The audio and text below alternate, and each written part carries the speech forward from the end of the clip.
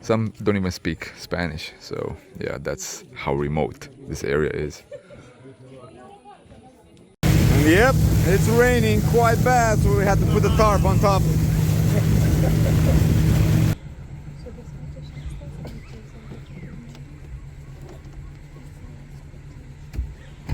So cool, and they smell so well. Da-da-da. Hey!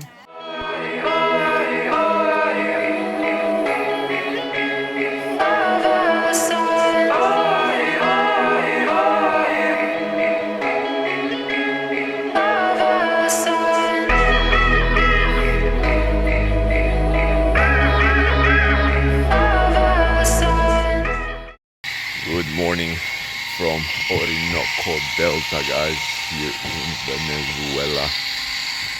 Just woke up, starting a new day in order to explore the area, in order to go with a boat all the way to the Atlantic Ocean. And it looks like we will have another superb sunny day. Again, these are the huts where we have stayed in. If you have not seen the previous episode, definitely head over to see how things were yesterday on our way here. But yeah, right now I'm gonna have some coffee. It looks like everyone woke up. I woke up last, but a lot of bugs here. But something that's a little bit, surprising. I was definitely not expecting the accommodation to be this nice. But yeah, there's another group that's supposed to come here this morning as well. So a whole bunch more people at this beautiful place. But yeah, let's have some coffee and then head over on the river once again. And on the boat once again, like I said, heading towards the Atlantic Ocean. Slowly. Today we're more in the boat. But yeah, hopefully it's not gonna rain. Hopefully it's gonna be like yesterday. Once we're done with everything, it can rain as much as you want.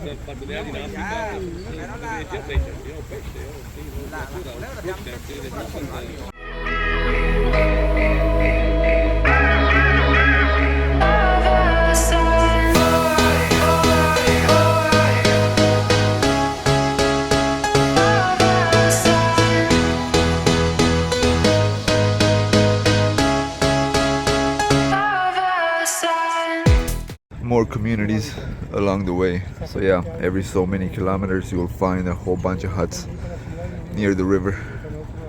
People living in very minimal conditions.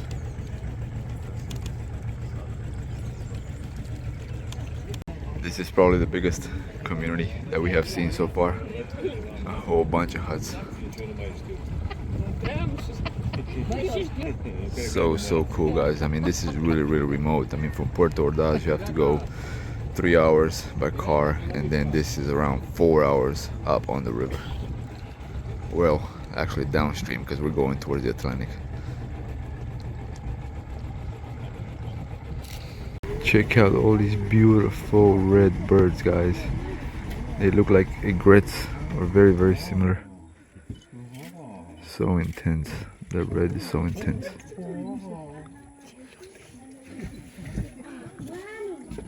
They're so far off, so cut off from the world. They live in their own world, by their own rules. Yeah, it's very mesmerizing. I was not aware that there's so many indigenous communities here in Venezuela.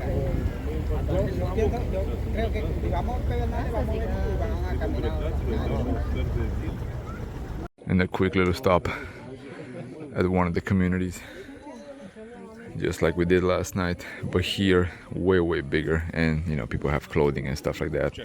Previously last night they were really raw, extreme conditions. Con permiso. Some don't even speak Spanish, so yeah, that's how remote this area is. Man, beautiful macaque parrot right here. They're also making bread right here. The same bread that we have for breakfast as well. flour. So yeah, they don't use maize that much in this region, even though maize is very popular in South America. Yeah, these are the conditions, guys, that you will find, you know, tens of thousands of people living in Orinoco Delta. The flooring all made out of palm trees. It's very fragile. They move.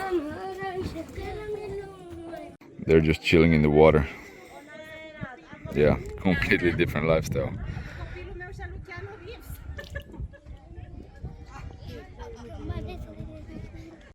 Everyone's running on the palms, like, you know, perfect reflex. If they fall, they fall. They don't worry whatsoever. But for us, a little bit different. We're not used to this. You know, we're not used to walking on palms.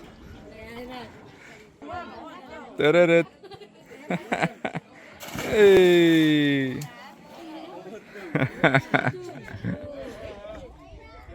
Yeah, we're heading back to the boat. Yeah, this is a very neat experience, guys. It's like going back thousands of years. They live exactly, yes, they have some clothing that the people leave when they come to Venezuela, or when they used to come to Venezuela, because a lot of people told us that it's been a long time since they've seen tourists in many of these places. But yeah, the living conditions, everything is like 1,000 years ago. Nothing changed. So this girl just pulls the boat and then goes underwater and so on. Check this out. I'll put a little video I did a few minutes ago. Check her out again. Man.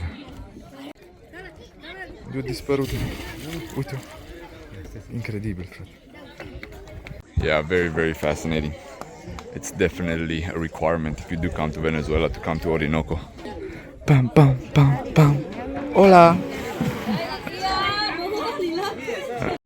Some guys are fixing a motor here for one of their boats.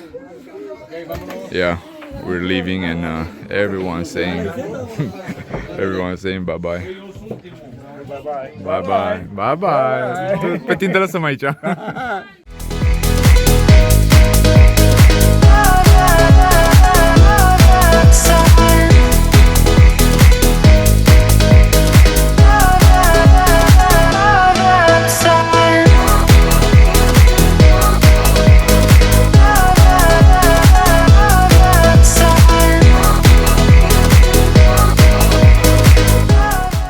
And the final destination for today, Pedernales, the last town in the Atlantic, is just behind, and Trinidad is just a few kilometers that way.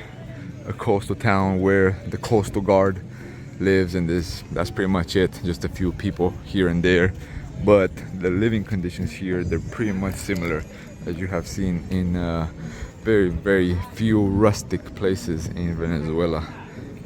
But there's a little bit of music. They have some huts right there. That was the main port where we stopped. The Coast Guard came and took us over pretty much. They welcomed us. Some paperwork were done, and then we're gonna walk a little bit in the city, probably have some lunch, probably have a cold beer, and then we'll see what else. At our local shop here, buying some candy. Since we're going to so many villages, we forgot to buy candy in the main city. They have eggs here, a whole bunch of biscuits. And this is pretty much the end of the town. Lots of stray dogs, but they're quite quiet. A lot of indigenous people here as well. Pretty much this whole area is mostly populated by indigenous people. Yeah, so there it is, the Atlantic. So what, 5 days ago we were 14 or so, 20 kilometers, let's say, on that side where Trinidad is. Probably on a good day you'll see it. Well, it's actually somewhere there. But yeah, let's go back in the city. That's pretty much it. City, town, whatever, village you want to call it. So far, guys, we've been through quite a few communities, and again, the ultimate question that everyone has right now is Venezuela safe? Well, you've seen so far a few episodes, and you know the surrounding. You can pretty much tell, you know, it's always about bad luck, you know, being in the wrong place at the wrong time. The local sport here in Venezuela, pretty much trying to put the ball as much as possible in the center.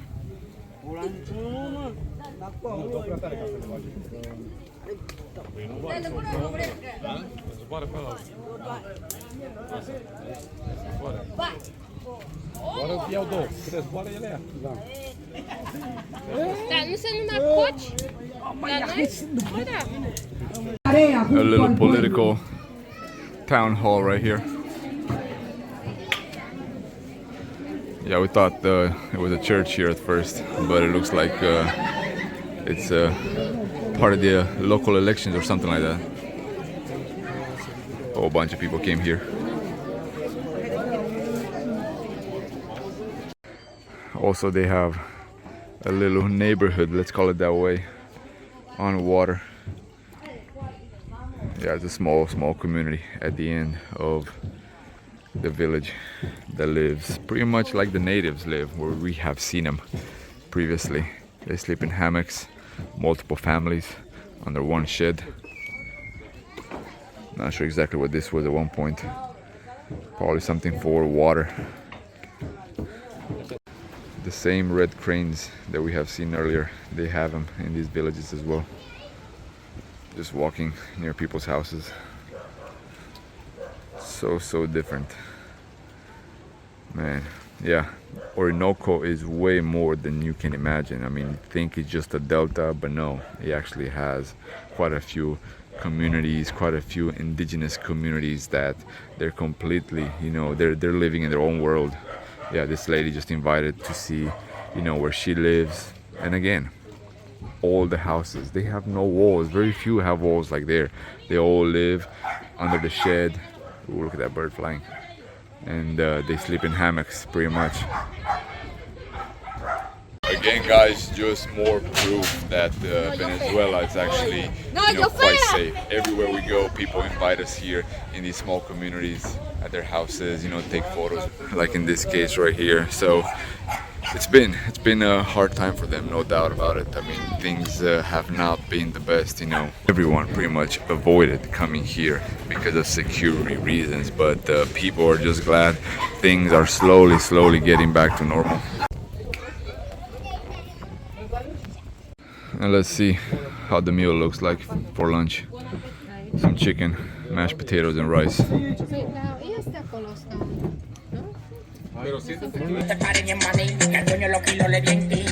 Back to the boat.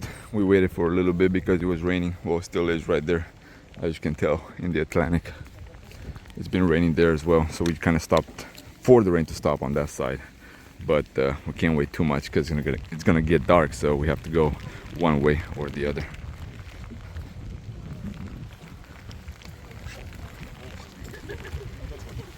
Wow.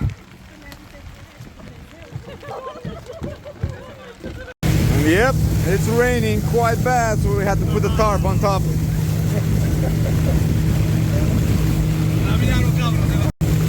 E bine? Cu acadele, cu de toate.